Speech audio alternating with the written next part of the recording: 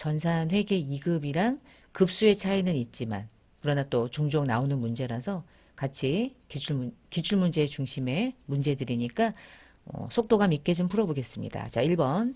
회계상의 거래가 아닌 것은 현금을 넣었대요. 돈이 움직이죠? 70만 원 돈이 나갔대요. 그리고 가격이 하락했대. 여기서 주식의 가격이 하락했다는 게 실제로 현금이 움직이는 게 아닌데 왜 이게 우리는 거래라고 분류냐. 공부했으니까 이제 이해가 되는 거죠. 상장 주식은 공정가치로 평가하도록 하고 있어서 우리가 회계 처리를 해야 되기 때문에 이것은 우리에게 매우 중요한 거래인 거예요. 근데 은행 가서 현금을 빌리기로 빌린 게 아니고 100만 원을 빌리기로 했는데 결정을 하고 왔대. 오케이 하고 온 거야. 그럼 오케이만 한 거지 오늘 돈이 들어온 것도 아니고 차익과 관련해서 차익과 관련된 게 오늘 발생된 것도 아니죠. 그러면 재무 상태에 영향을 미치지 않잖아. 그러면 우리는 회계상의 거래가 아닌 거야. 그냥 회계상의 거래가 아닌 것은 붕괴 안 하는 걸 찾는 거야. 그러니까 답은 3번이죠. 자, 2번 문제. 회계에서 산출되는 정보를 재무회계, 관리회계 둘로 나누는데요. 관리회계 분야에 해당하는 회계 정보는 무엇일까요? 관리회계는요. 재무상태나 일정 기간 동안의 현금의 유입, 유출, 이게 현금 흐름표죠. 일정 기간 동안 자본의 변동, 자본 변동표죠. 재무상태죠. 근데 일정 기간 동안 성과평가를 위해서 사업의 부서별로 손익을 보고한대. 이것은 외부 정보 이용자들에게 보여주는 게 아니라 우리 회사 내부적인 정보로서 관리하기 위해서 사업 부서별로 손익을 정보를 제공하는 거니까 대표적인 관리회계 파트죠. 답은 2번. 읽어보면 알 수 있는 문제들이 이렇게 나올 수 있어요. 그리고 이제 재무 상태는 일정 시점이지만 현금 흐름이나 자본 변동표나 요 손익계산서 세 개는 다 일정 기간의 개념인 거고 그 시점과 기간의 개념도 좀 알고 계셔야 되고요. 자, 3번에 회계상의 거래상의 결합관계를 표시한 것 중에 옳지 않은 것은 가습기를 150 주고 샀대요. 가습기 우리가 회계 처리할 때 대형이래 거기다가. 그러면 당장 비용 처리하지 않잖아. 유형자산이 증가됐다. 현금이 나갔다. 유형자산이라는 자산은 증가됐고 현금이라는 자산은 감소한 거죠. 맞죠? 주식을 발행했고요. 현금 들어왔대요. 현금이라는 자산은 증가됐고 주식을 발행함으로써 우리 기업의 자본금이 증가했죠. 둘 다 맞죠? 제품을 현금 받고 팔았대요. 현금이라는 자산은 증가했고요. 제품을 팔았는데 이것을 비용 감소했다고 하나? 수익을 발생시키지 않나요? 그쵸? 답은 옳지 않은 것은 3번이죠. 관리부 직원들이 출산 축의금으로 10만 원을 현금으로 관리부 직원에게 축의금 지급했대요. 그러면 축의금은 종업원들에게 제공하는 대표적인 복리후생비라는 비용이고요. 현금 나갔으니까 자산이 감소된 거 맞죠? 거래의 결합관계. 이게 우리가 얘기했던 거래 8요소를 붕괴 자체를 거래 8요소로 말해보세요. 뭐 이런 형식의 문제였고요. 네 번째, 재무상태표는 재무상태표라는 명칭과 기재해야 되는 사항들이 있는데 그 중에 아닌 것을 고르래요. 기업의 이름 중요하죠. 보고기간 종료일 기준으로 만드는 게 재무상태표죠. 유일무이. 금액 단위 중요하죠. 1,000원까지 끊었는지 100만 원에서 끊었는지 아니면 원까지 다 보여주는 재무제표인지. 근데 재무제표 중에 회계 기간이 필요한 재무제표는 방금 전에 얘기한 것처럼 현금흐름표, 자본변동표, 손익계산서예요. 얘네들은요. 1월 1일부터 12월 말일까지 얼마의 현금이 유출되고 유입됐는지 자본의 변화가 어떠한 내용들로 기초자본에서 기말자본까지 변했는지 손익계산서는 1월부터 12월까지 얼마를 벌었고 얼마를 비용으로 발생시켜서 1년 동안 얼마를 벌었는지 그러니까 1년 기간 동안의 개념은 회계 기간이고 12월 말일 현재 시점의 정보를 보여줄 때는 보고기간 종료일이라고 불러야 되고 요 두 개는 어마무시한 차이를 가져오는 거예요. 요거 잘 기억하셔야 돼. 보고기간 종료일을 말하는 거냐 1년이라는 회계 기간의 개념을 물어보는 거냐 그러면은 이 정보들이 보여주는 재무제표는 다소 달라질 수 있다는 거죠. 자, 6번 문제입니다. 재무제표를 작성하거나 표시하는 일반 원칙 틀린 것을 고르시오. 최종 책임은 세오한테 있다.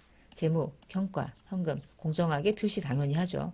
중요하지 않은 항목이라고 할지라도 성격이나 기능이 유사한 항목과 일단 전제가 뭐죠? 중요하지 않대. 그러면 성격이나 기능이 유사한 항목들과 통합해서 표시할 수 있다잖아. 그치? 통합해서 표시할 수 있다가 답이죠. 이거 틀렸죠?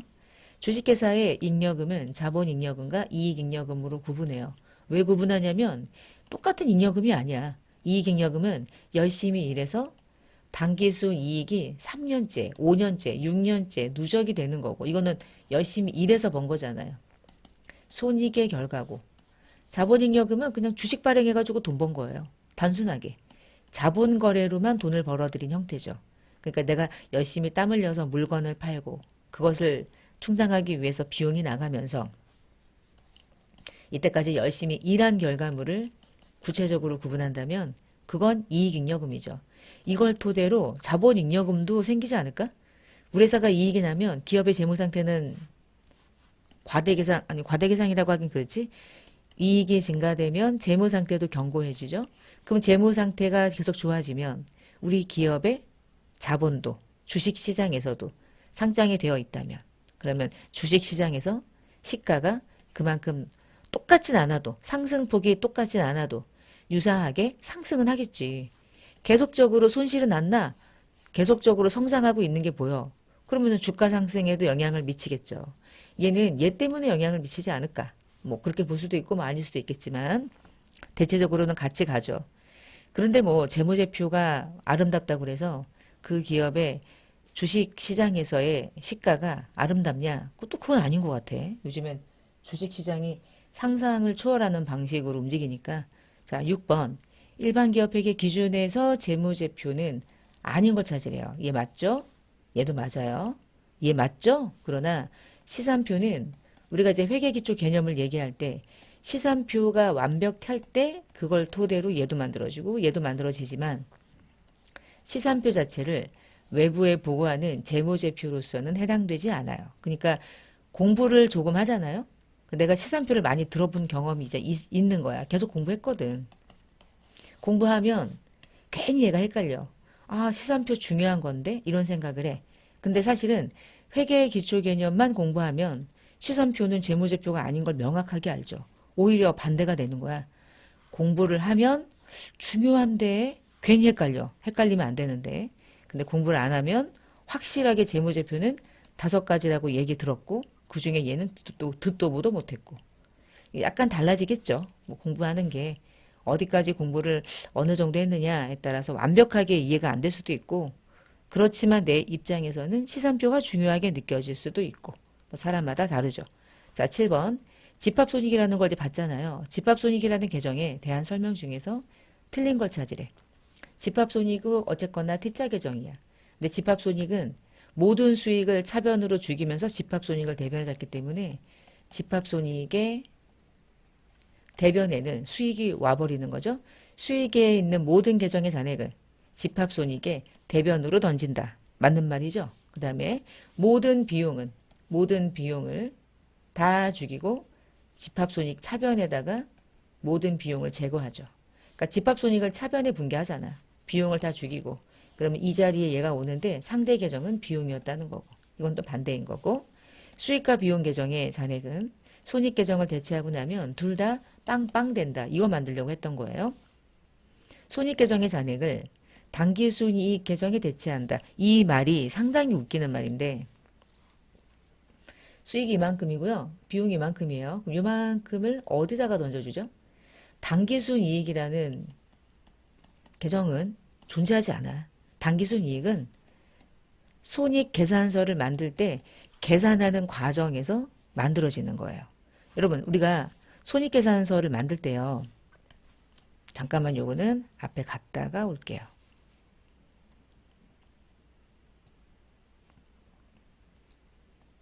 자 여기요. 손익계산서에서요. 매출총이익이라는 게 계정 과목이게요? 아니게요? 아니잖아. 매출액은 계정 과목이지. 완벽한 계정 과목. 매출원가 완벽한 계정 과목. 상품이 1년에 상품이 판매된 걸 대변으로 죽이면서 얘를 매출원가라는 이름의 비용으로 잡고요. 이 분계가 들어가서 매출원가가 생기는 거란 말이야. 얘는 완벽한 계정 과목. 그런데 매출총이익은 계정 과목이 아니야. 그냥 손익계산서를 만들 때 매출액에서 매출원가를 차감했을 때 우리가 이 과정에서 구분해서 계산해주는 그냥 용어죠. 과목 아니에요. 영업이익도 용어예요. 법인세 차감 전 순이익도 그냥 용어예요. 당기순이익도 그냥 용어예요.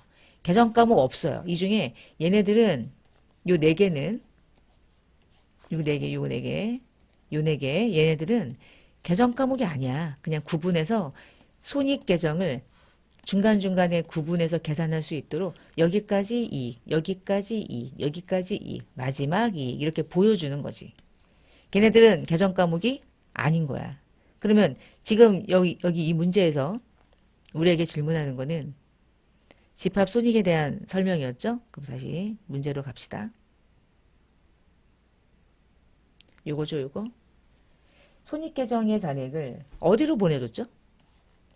수익이 이만큼이고 비용이 이만큼이야. 얘 어디로 넘겨줘? 이익잉여금으로 가야지. 당기순이익이라는 계정은 존재하지 않아요. 얘는 어디로 갑니까? 이익잉여금의 계정으로 대체됩니다. 또는 결정금 계정으로 대체됩니다. BS 계정으로 들어가는 거죠. 7번은 그래서 4번. 요런 문제가 참 의미가 있고 집합손익 계정을 공부했다면 요 정도의 문제를 풀면서 우리가 또 나중에 한 번 더 스스로 점검하고 8번 재무상태표에 대한 설명 중에서 가장 적절한 것. 일정 기간 나왔어. 땡. 얘는 손익계산서죠. 손익계산서. 일정 기간 동안 나왔어. 땡. 얘는 현금흐름표. 일정 시점. 기업이 자산부채 자본 보유하고 있는 걸 나타낸대. 답은 3번이죠. 자본의 크기를 나타내는 건 별도의 장부 중에 하나죠. 자본 변동표가 그런 역할을 하는 거죠. 답은 3번이었고요. 자, 9번처럼 재무회계 개념 체계와 관련된 내용 중에서 질적 특성은 목적 적합성과 신뢰성인데 이 문제는 목적 적합성을 갖기 위해서 필요로 하는 요건 중에 아닌 것. 목적에 적합한 정보는 예피적이 하부 속성이었어요. 예, 피, 적 이렇게 하는 거야 그냥. 공부할 게 여러분이 사실은 워낙 많을 거예요. 재무회계도 뭐 강좌들을 보면은 제가 처음에 이제 OT로 설명드렸겠지만 단기 과정은 아니고요. 공부해야 될 웬만한 것들은 다 공부하고 가는 거거든요. 전산회계 1급 1년 과정에서. 그러니까 공부할 양이 많거든. 근데 이런 것 때문에 시간 낭비하면 안 돼. 이건 별거 아니야 사실은. 회계 기준도 아니고. 가끔 문제가 나올 뿐이죠. 그러니까 많이 그냥 입으로 말해보는 거야. 예피적, 목적에 적합한 정보, 신뢰성, 글씨가 꽉 차 있는 거, 중, 검 이렇게 딱 보면 답이 나오게. 별거 아닌 거. 그래 놓고 적시성에 대한 설명을 구체적으로 물어보면 그때 읽어보면 돼. 대략 요 정도 공부가 되어 있으신 분들은 읽어보면 아 얘는 적시성을 설명하는 것, 얘는 예측 가치를 설명하는 것, 그 정도는 찾아낼 수 있거든요. 용어만 가지고도 이해할 수 있으니까. 우리 그래도 초등학교는 나왔으니까. 자, 10번 문제. 재무 정보가 갖추어야 되는 질적 특성 중에 핵심을 물어보는 거예요. 근데 뭐 효율성이라는 건 없어. 정확성 없어요. 비교 가능성 있어요. 중립성 있어요. 그러나 이 중에 가장 적합한 건 요죠. 목적 적합성과 신뢰성. 가장 중요한. 이게 이제 핵심이겠죠. 가장 중요한 상위 개념의 질적 특성. 자, 11번에 발생주의에 따라서 재무제표를 만든다고 했는데 이 문제는 발생주의에 따라서 작성이 안 되는 재무제표가 있나? 있더라. 그 중에 하나가 유일하게 현금흐름표. 얘만 유일하게 어떤 기준에 의해서 만드냐면 현금 기준 또는 현금주의에 의해서 만들더라. 우리나라의 큰 기업들이 예전에 이제 줄도산 나서 파산하고 갑자기 그냥 상장 폐지되고 이런 기업들이 워낙 많았잖아요. 예전에 제가 공부할 때 저는 나이 꽤 많이 먹었어요, 여러분. 되게 젊어 보이죠? 20대 초반 같죠? 안 그래요. 지금 나이 엄청 먹었어요. 나이를 말할 수는 없겠다. 나이가 너무 많이 급속도로 나이가 먹어가는 걸 느끼게 돼요. 여러분이 몇 살인지 모르겠지만 진짜예요. 어느 순간 뭐지? 내 나이가 벌써? 뭐 이렇게 되는 거야. 이렇게도 안 가고 막 이렇게 가. 자, 일단 예전에 대우가 그랬잖아. 그치? 근데 예전에 제가 공부할 때는요. 현금흐름표라는 재무제표가 없었을 때 제가 공부했거든요. 현금흐름표는 나중에 나왔어. 이런 기업들 때문에. 현금의 흐름을 분석하지 않으니까 이 기업들이 현금이 진짜 있는데 뭐 잘 나가는 건지 현금이 없으면서도 잘 나간다고 뻥치게 하는 건지 이제 알 수가 없는 거지. 자, 12번. 다음의 내용은 어떤 질적 특성을 설명하는 겁니까? 정보 이용자가 기업 실체의 미래, 재무, 성과, 순현금 흐름 예상하는데 그 정보가 활용될 수 있는 능력이래요. 예를 들어 반기재무제표에 의해서 발표되는 반기 이익은 이번 연도에 연간 이익이 어느 정도가 발생될 거라고 하는 것을 예상하는 정보가 된대. 여기서 핵심은 뭡니까? 예상하는 거죠. 예상. 반기재무제표를 통해서 우리가 뭘 예상하죠? 내가 지금 요 6개월이 딱 지났어. 이제 1년이 지나기 전에 6개월 정도가 지났는데 6개월 지났더니 요 정도의 이익이 났대. 그러면 우리는 1년이라는 기간이 경과됐을 때 이 정도의 이익은 발생될 수 있겠구나. 그러면 주식 투자했으니까 내가 나중에 배당금도 받을 수 있겠구나. 우리 지금 뭐 하고 있죠? 반기 결산 재무제표를 보면서 뭘 예상하죠?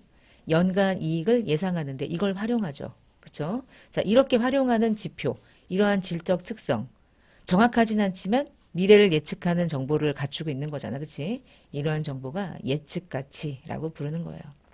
답은 2번이 되겠죠. 그러니까 이렇게 해서 읽어보면 대략 느낌이 오거든요. 그 다음에 13번. 재무정보 질적 특성 중에 하나인 신뢰성은 재무정보에 대한 오류 편견 없고 객관적으로 검증할 수 있어야 되고 충실하게 표현해야 된다. 재무정보가 신뢰성을 갖추기 위한 필요 요건이 아닌 것은 충, 중, 검인데 적시성은 목적에 적합한 정보니까 이것을 설명하는 거죠. 아닌 걸 찾는 거였어 결국에. 답은 3번의 적시성이네요. 자, 14번이요. 뭐 쉬워요. 일정 시점에 얘를 나타내는 게 뭐예요? 얘밖에 없잖아. 그치? 요거야 뭐. 여러분 그냥 쉬어가세요. 잠시 쉬었다 가세요. 뭐 이런 거. 15번. 합계잔액 시산표에서 발견할 수 있는 오류는 단 하나. 뭐 할 수 있죠? 차변과 대변의 금액이 일치하지 않는 것을 알려준다. 다른 건 알 수 없다. 자, 그러면 이 중에서 차변과 대변의 틀린 금액을 똑같이 전개했대. 알 수 있어요? 발견할 수 있어요? 못해. 똑같이 잘못 넣었대. 똑같이 여기다가 잘못 넣었대. 동일한 금액을 차변과 대변에 반대로 적었대. 금액이 같잖아. 그럼 발견할 수 없어. 차변과 대변의 전개를 동시에 누락했대요. 그럼 여러분 동시에 누락했다는 얘기는 둘 다 반영하지 않았다는 얘기죠? 그럼 얘는 알 수가 없겠죠. 근데 4번에 차변에만 2번 넣었대. 그러니까 차변하고 대변을 넣어야 되는데 대변에 안 넣고 대변에 넣어야 될 걸 2개 넣었대. 그러면 얘는 대변의 금액이 없으면 분명히 차변과 대변의 금액의 차이가 날 거 아니야. 그럼 걔는 알 수 있지. 여기서 이제 예전에 저 옛날에 되게 오래된 남학생이었는데 아닌데요. 차변만 이중으로 전개했을 때 차변에 넣을 때 여기다가 100 넣고 마이너스 100을 넣을 수도 있잖아요. 뭐 그렇게 질문하길래 아니 그렇게 생각하지 말자. 뭐 이렇게 했어요. 제가 회유했어. 그런 문제까지는 아니잖아. 그치? 대변에 넣어야 될 걸 차변에다가 넣었다. 뭐 이런 의미예요. 답은 4번. 그 친구 잘 있나 모르겠네. 자, 16번 문제. 회계순환 과정의 결산 절차. 잘못된 설명 찾으래요. 결산 절차를 통해서 마감된 장부를 기초로 마지막에 결국에는 얘를 만드는 게 목적이죠. 결산이라는 절차를 할 때는 예비 절차랑 본 절차로 구분할 수 있다. 요즘에 잘 나오지는 않아. 이런 말 문제가. 근데 예비도 하고 본 절차 나누는 거 뭐 당연합니다. 그러니까 예비라고 하는 것은 내가 어떤 결산 과정에 반영해야 될지를 찾아내는 거예요. 예비 절차, 본 절차 이렇게 나누고 있긴 한데 우리가 이제 그런 것까지 공부하진 않지. 이건 너무나 예전 공부고 사실은 이런 절차를 지금 현재 결산 절차에서 디테일하게 물어보는 케이스는 많이 없으니까 만약에 예비 절차랑 본 절차 중에서 시산표를 작성하고 하는 건 예비입니까? 본입니까? 그럼 본 절차인 거예요. 예비 절차는요. 여러분이 회계 처리할 때 공부할 수가 없어요. 예를 들은 거야. 감가상각을 하기 위한 자산을 쭉 나열해서 정리하는 거. 예를 들면 현금 잔액이 진짜 얼마가 있는지 마감하는 거. 예금 잔액 확인하는 거. 재고가 얼마가 남아있는지 확인하는 거. 그리고 나서 이제 장부로 넘어가는 거지. 그러니까 본 절차를 중심으로 여러분은 공부한 거예요. 수익과 비용에 해당하는 계정의 기말 잔액은 다음 연도로 이월되지 않는다. 이때까지 얘기한 거죠. 맞고요. 자산, 부채, 자본에 해당하는 계정 과목을 마감하기 위해서는 집합손익을 사용합니까? 얘네들은 별도의 마감 계정이 없어요. 얘네들은 잔액이 남으면 그대로 내년으로 이월시켜주면 된다고요. 그죠? 16번은 4번이 잘못된 설명. 자, 17번처럼 이렇게 문제가 나오면 여러분 어떻게 이런 문제를 푸냐면요. 회계순환 과정에 순서를 옳은 걸 찾으래. 그러면 이 중에 우리가 알고 있는 모든 회계순환 과정을 다 반영하지 않고 앞부분, 앞부분에 구체적인 부분들은 다 빼고요. 이렇게 쭉 이렇게 화살표가 보이잖아요. 그러면 맨 마지막엔 결국은 얘겠지? 그쵸? 그러면 그 다음 단계 한번 가볼게요. 거꾸로. 왜 거꾸로 가냐면 맨 처음부터 봐도 되고 거꾸로 봐도 되고 처음부터 볼까? 그러면 수정 후 시산표가 나오고 그리고 나서 수정 분계하는 게 맞아요? 아니면 수정 분계를 하고 나서 수정 후가 나오는 게 맞아요? 얘가 맞지 않아? 얘는 틀렸지. 보자마자 틀렸죠. 그럼 두 개 중에 하나가 맞났고요. 두 번째, 수정 후 시산표가 만들고 나서 우리가 마감을 해야 되는데 재무제표를 만들어야 되는데 손익부터 마감해요. 마지막이 BS야. 얘 먼저 마감하고 BS 간다고 그랬잖아. 그러면 얘하고 얘 중에 자산부채 자본을 마감하는 게 먼저인 건 말이 안 되잖아. 누가 먼저 와야 돼요? 얘가 먼저 와야지. 둘 중에. 그럼 제끼지. 그럼 답은 3번이 되겠지. 수익 비용을 먼저 마감해. 마감하고 나서 집합손익으로 마감해. 그리고 나서 자본으로 넘겨주는 게 재무상태표로 가는 거죠. 그리고 마지막에 재무제표가 완성되겠죠? 회계순환 과정에 대해서 가끔 물어봐요. 이거 물어볼 때 하나하나 처음부터 막 글씨를 외워야 되냐, 밑줄 치고 외워야 되냐, 깜지를 적어야 되냐, 이런 거 절대 아니야. 그냥 봐. 보고 수정 후라고 하는 거는 기말 수정 분계한 이후니까 말이 안 되는구나. 이렇게 하나하나 제껴 나가면 아무것도 아닌 문제예요. 그러니까 괜히 복잡해 보이기만 할 뿐이지. 몇 번 반복해 보세요. 진짜 아무것도 아닙니다. 자, 18번째 문제. 작성 책임 공정 표시. 재무자의 틀린 설명. 모든 책임자가 담당자에게 있지 않다고 그랬잖아. 그치? 항상 CEO한테 있어요. 답은 1번이고요. 재무제표는 경제적인 이러한 사건을 반영해서 공정하게 표시한다. 맞고. 일반 기업 회계 기준에 의해서 작성됐다면 공정하게 표시된 것으로 본다. 그러니까 기준에 의해서 만들면 되겠지. 재무제표가 일반 기업 회계 기준에 의해서 작성이 됐다면 그것을 주석에 적어준다. 일반 기업 회계 기준에 의해 작성된 재무제표인지 아니면 국제회계 기준에 의해서 작성된 재무제표인지에 따라서 그 재무제표를 보는 마음이 달라지겠죠. 기준이 다르니까 용어도 달라질 거예요. 18번에 1번이고요. 19번에 회사는 미래에 계속적으로 정상적인 영업활동을 할 거라는 전제가 있어. 이것의 회계 기본 가정은 답에 나와 있지 않아요? 그렇죠? 계속 기업의 가정. 이 중에 기업의 기본적인 가정은 회계 기본적인 가정은 기업 실체의 가정, 계속 기업의 가정, 기간별 보고 가정이죠. 발생주의라는 건 가정 자체가 아닌 거죠. 답은 여튼 2번. 20번. 재무제표를 통해서 제공되는 정보 올바르지 않은 것은 화폐 단위로 측정된 것을 주로 보여준다. 맞고 실체에 대한 정보를 보여주는 거고 산업 경제 전반에 걸친 정보를 보여주긴 어렵죠. 맞죠? 대부분 과거 정보를 나타내요. 다 맞아. 추정에 의한 건 포함해. 근데 포함하지 않는다 그랬어. 틀린 말. 추정치도 포함한다.